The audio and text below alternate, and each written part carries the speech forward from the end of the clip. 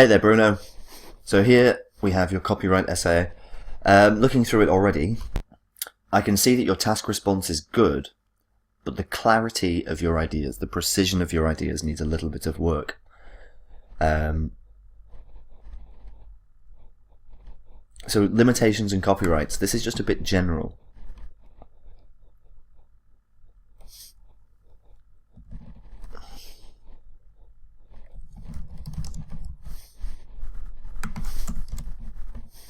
The issue of limitations resulting from copyright law has grown in importance, or maybe even creative limitations resulting from copyright law has grown in importance over the years. Inspiration could come from something that already exists, but regulations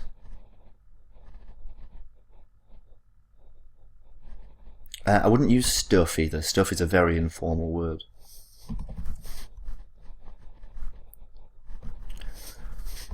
But why? We need to briefly outline the ideas in our essay, in our introduction.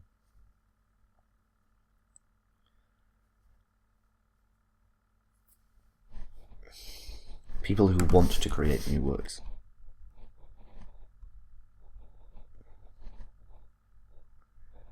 Also, we haven't answered this one in the introduction. Would society function better without such rules and regulations?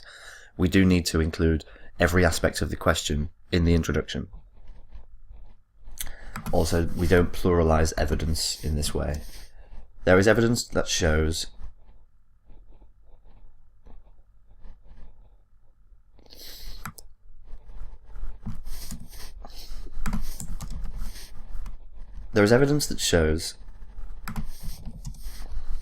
or just so we're not repeating ourselves, we could say there is evidence which shows that copyright law only benefits the owners.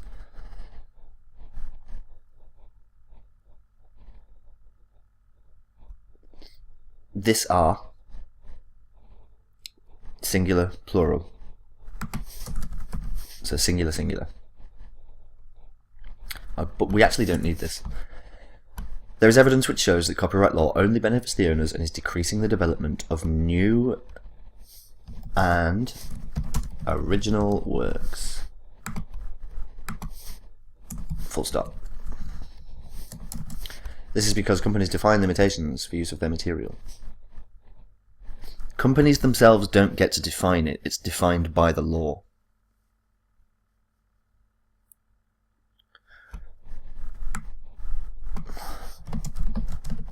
The law sets out limitations for use of the originator's material. Recent studies by a UK university show that the release of new music is decreasing year on year because regulations regarding copyright are blocking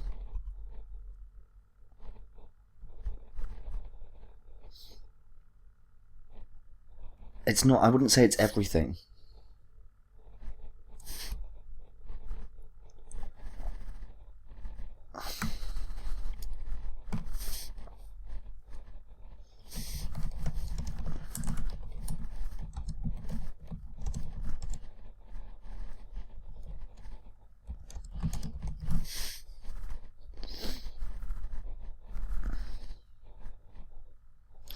But yeah, the owners cannot increase the laws. The laws are governed by the state, the country. So the owner of the work does not have any say in how the law is enforced. The law is the law.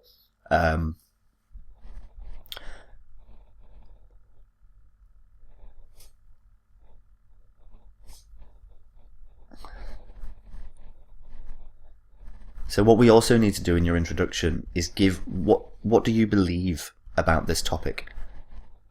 So we really needed a direct answer to this question. And also, companies don't limit the exposure. Well, I suppose if a company were to employ a lawyer, they could have some sway over the enforcement of those rules. Because it's down to the company's choice whether they pursue that case or not. But they almost always would. It's not something we can assume that all copyright infringements will be prosecuted. So we should talk about the law as limiting.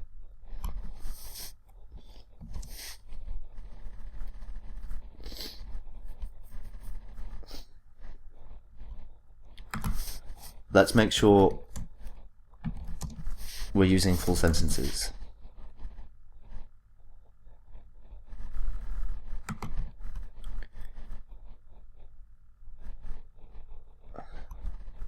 What does this mean?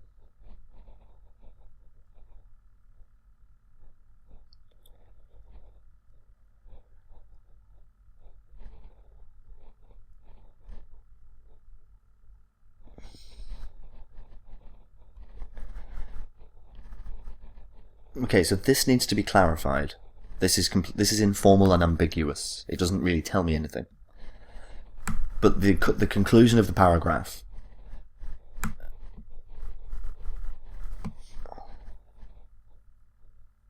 The conclusion of the paragraph is good.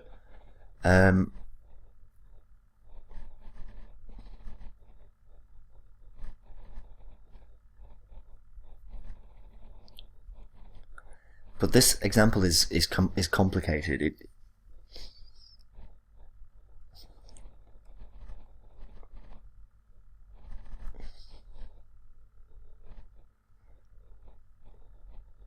I can understand what you're saying, but it needs to be done in fewer words. We need to talk about maybe a more direct example would be to talk about the number of cases pursued in the courts from YouTube. Because if we're trying to talk about the number of people who resultantly decided not to upload stuff to YouTube, we need to know why that is.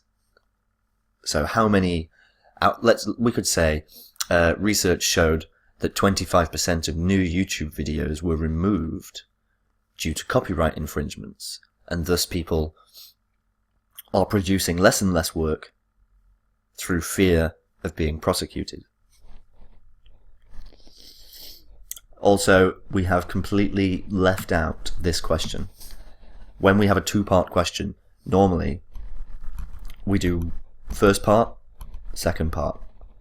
So, do copyright laws limit or reward creativity? I'm not quite sure. Like I said, your idea in this paragraph needs to be clarified.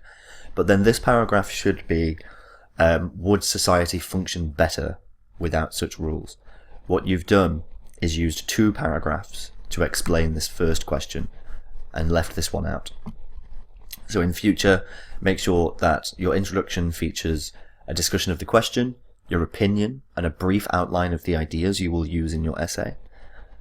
Part 1, Part 2, conclude all. But let's switch over to your letter and see how you did there. So, a formal apology. So my first point is this sign off here. We only use sincerely when we're talking to a named person. So it should be yours faithfully.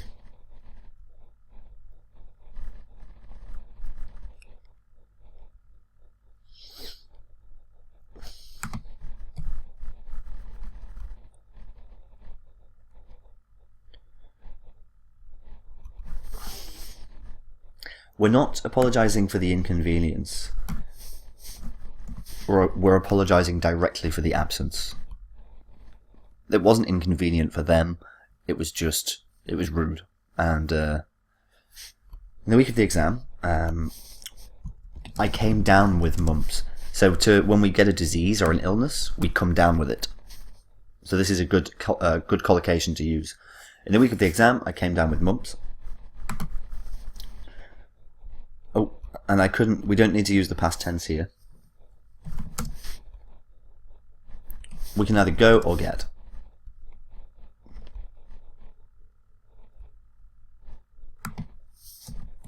We sit a test. Also, it would be better to say I was unable, because couldn't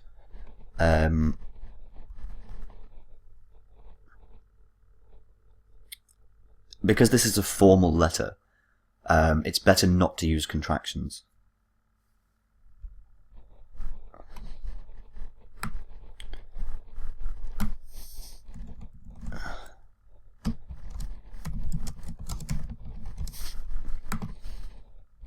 This disease is contagious, hence I missed the test. The doctor said that I had to stay at home for 2 weeks.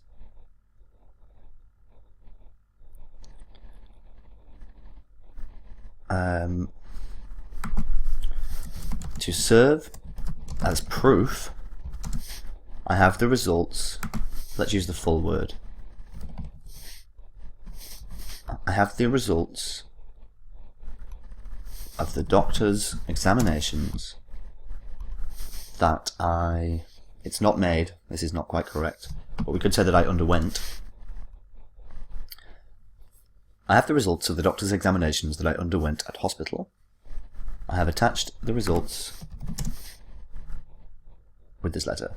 I would like to ask you if I could resit the exam next Friday. I don't want to cause any problems to the university, but it would be great if I could do it. Once again, I'm sorry for any inconvenience caused. I look forward to hearing from you. Yours faithfully, Bruno. Good. So it needs to be a little bit more formal, is all. This is a letter to an examinations committee, so it needs to be in formal and precise English. So try to stay away from things like contractions in formal writing. But I'll send this over to you now, Bruno. I look forward to your next pieces. Have a great day. Goodbye for now.